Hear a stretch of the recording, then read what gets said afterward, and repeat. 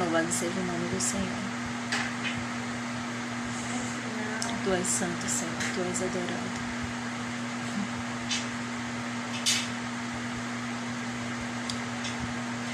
Não ando pela vista, não, eu ando pela fé, então Deus proverá,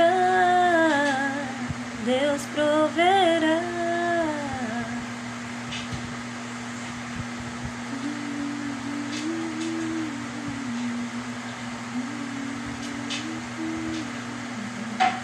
Deus proverá.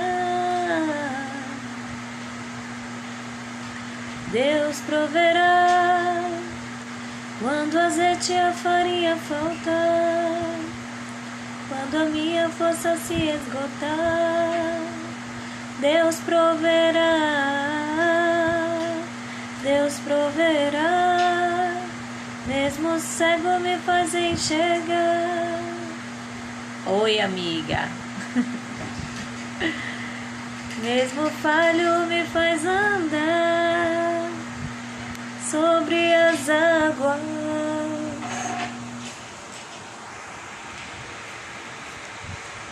Deus proverá. Ai, meu Deus, tira esse cílio.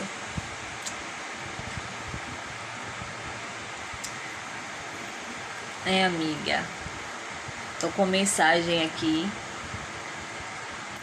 Vou começar contigo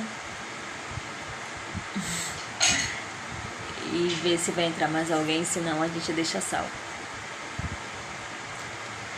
Eu tava refletindo hoje, gente, pensando, né, na leitura que eu fiz de 2 Samuel, capítulo 11, que fala sobre quando Davi, né, que era tempo dos reis estarem na guerra, e Davi fica em Jerusalém. E quando Davi fica em Jerusalém, né, ele tá lá de boa e ele sofre a tentação. Quando ele vê Betseba, né, quando ele vê Betseba banhando-se, e aí ele é tentado, né, a chamar aquela mulher à sua presença. E aí ele chama os seus servos e procura saber quem é aquela mulher. E ele é avisado que aquela mulher, ela tem um marido, né, Urias. E é interessante porque ainda assim Davi, ele não desiste, né? Ele pede que tragam Betseba à sua presença e ele acaba se deitando com Betseba, né? E ele se deita com Betseba, e dessa relação que ele tem com Betseba é gerado um fruto, né? E aí quando Davi é avisado por ela que houve esse fruto, começa a saga de Davi para fazer com que Urias venha, né? Para fazer parecer que esse filho é na verdade de Urias, né? E não dele. Mas ele não consegue, né? Porque Urias era um homem temente a Deus, obediente aos princípios, e eles estavam em batalha, e ele, como soldado, ele não aceita a proposta do rei de ir para sua casa para poder se deitar com sua mulher, e ele fica no acampamento junto com seus companheiros, né, de batalha. E novamente Davi chama Urias à presença dele, né? E pergunta por que ele não foi para casa, por que ele ficou no acampamento. E aí Urias fala, né, que como ele poderia ir para casa, deitar com sua mulher, sabendo que a arca do Senhor estava em tendas, né? Sabendo que os seus companheiros de batalha estavam em tendas, como ele poderia então ir para casa e ficar em paz, sabendo, né, de toda essa situação. Então Davi não consegue fazer com que Urias se deite com a sua mulher. E aí vem o plano mirabolante, né, de colocar Urias à frente da batalha, porque ele sabia que a probabilidade de Urias morrer na frente da batalha seria muito grande. Na verdade, ele deixa bem claro na carta que ele envia ao comandante, através do próprio Urias, né? Urias que leva a carta, que está com o conteúdo de sua morte praticamente, né? E ele pede, ele é bem claro, que é para Urias ser posto à frente da batalha para que Urias morra, né? E muitas vezes eu lia essa passagem porque Urias morre, e aí Davi, ele se casa com a esposa de Urias, né? E por muito tempo eu ficava indignada com essa passagem, né? Eu ficava indignada e falava, meu Deus, como é que pode isso? E Urias morreu mesmo, né? E essa mulher, ela chora a morte do marido, porque provavelmente era um bom marido, pelo que dá a entender quando fala a respeito de Urias e do posicionamento dele, né? Um homem temente a Deus, temente ao seu rei, temente à herança. Então, assim, a gente, com todos esses princípios, a gente tem a ideia de que ele era também um bom marido, né? E ela chora a morte do seu marido, e logo em seguida o rei pede para que a levem à sua presença. No caso, ele a recebe como esposa, né? E aí, quando vem o profeta, né? E aí o profeta, através daquela parábola, podemos dizer assim, né? Faz uma comparação de uma história para que Davi entenda. E aí Davi se revolta porque ele não se vê naquela história, né? Da ovelhinha, do rico que tinha muitas ovelhas e que veio e pegou a única ovelhinha que o pobre tinha. Ele não se enxerga ali, né? Então ele fica revoltado com toda injustiça e fala, cadê esse homem?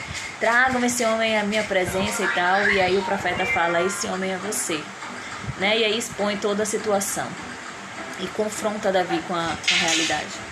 Mas o que eu quero refletir com vocês é o seguinte, é que muitas vezes nós enfrentamos situações, né? E que parecem tão injustas, né? Parecem tão injustas, e a gente sabe que Deus é um Deus justo. E muitas vezes algumas situações parecem, né, não ter resposta, mas é impressionante porque Davi era rei e Davi era um homem segundo o coração de Deus. Mas a Bíblia fala que essa situação que foi causada por Davi entristeceu, chegou ao coração de Deus e trouxe indignação ao coração de Deus, né? Porque a gente precisa entender que Davi era amado por Deus, mas com certeza Urias também era amado por Deus, né? E Davi, por conta dessa situação, né, por conta do que ele fez a Urias, ele trouxe a espada para dentro da casa dele, né? A gente poderia tirar várias reflexões dessa história, né?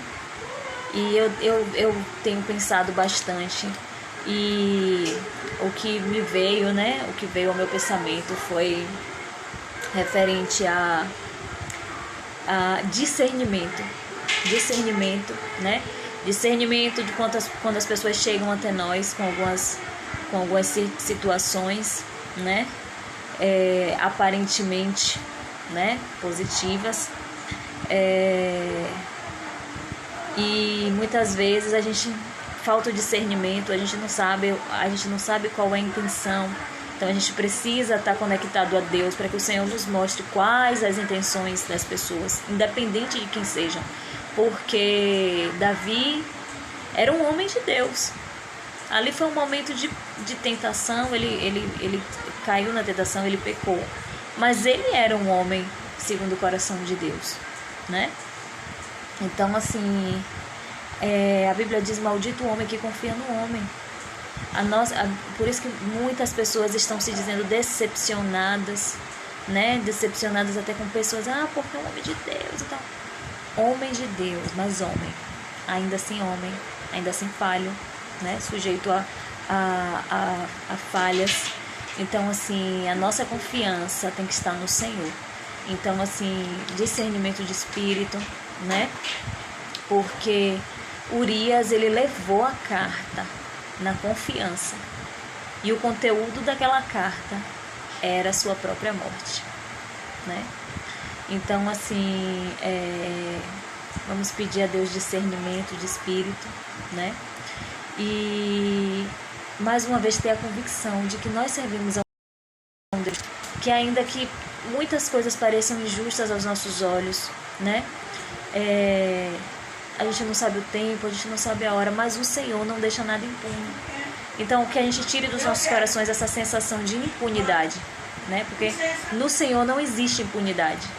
No Senhor não existe impunidade, né? Você vê Davi, mesmo com todo o louvor que ele expressou diante do Senhor, um homem segundo o coração de Deus de verdade. Mas, infelizmente, a gente tem que pensar muito nas nossas ações, porque toda ação, né? Toda semeadura tem uma colheita. E naquele momento em que Davi colocou, ele não quis assumir o seu erro diante de Urias, dizer que desejou a mulher dele, que deitou-se com a mulher dele. Então ele preferiu o quê? Ele preferiu matar Urias para que ele não fosse exposto, né? Para que ficasse oculto. Mas a própria palavra diz que não há nada em oculto que não seja revelado. Então, para evitar esse confronto, podemos dizer assim, essa exposição, Davi manda matar Urias, mas Urias era um homem inocente, né? Então, Urias era um homem inocente, e a partir do momento que Davi mandou matar um homem inocente, olha que Davi já tinha matado muitas pessoas, porque era um guerreiro, né? Era rei, era guerreiro, mas Urias era inocente.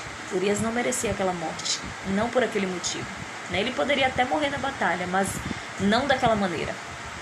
Então, o Senhor trouxe a justiça para a casa de Davi. E aí, infelizmente, a espada entrou na casa de Davi. E a gente vê, né, todas as circunstâncias que aconteceram na família de Davi em decorrência desse ato, né? A primeira coisa foi a morte, né, do filho que foi gerado nessa relação, né? E a criança morreu, né? E depois as situações que aconteceram na casa de Davi com os outros filhos de Davi por conta dessa decisão errada. Então, assim, Davi continuou sendo um homem de Deus. Davi continuou alegrando o coração de Deus depois, porque ele se arrependeu do seu pecado. Mas a colheita veio. Então, assim, nós precisamos estar atentos, né, o que é que nós estamos semeando. Porque aquilo que nós estamos semeando, nós iremos colher. Não é verdade? Seja qual for a área da nossa vida, o que a gente está semeando, a gente vai colher, né? Então, fica essa reflexão, né, para todos nós, para a gente se policiar, para a gente ter discernimento de espírito, né, para a gente não ficar como Urias, e também para a gente ter sabedoria nas nossas semeaduras, para não acabar colhendo, né, as situações como Davi. É melhor o confronto, é melhor muitas vezes a confissão, é melhor você assumir o seu erro, né, diante de Deus, diante do homem, porque senão, se a gente ficar tentando ocultar, o preço é muito alto. Amém? Deus nos abençoe, Deus nos guarde, Deus nos livre de todo mal, em nome de Jesus.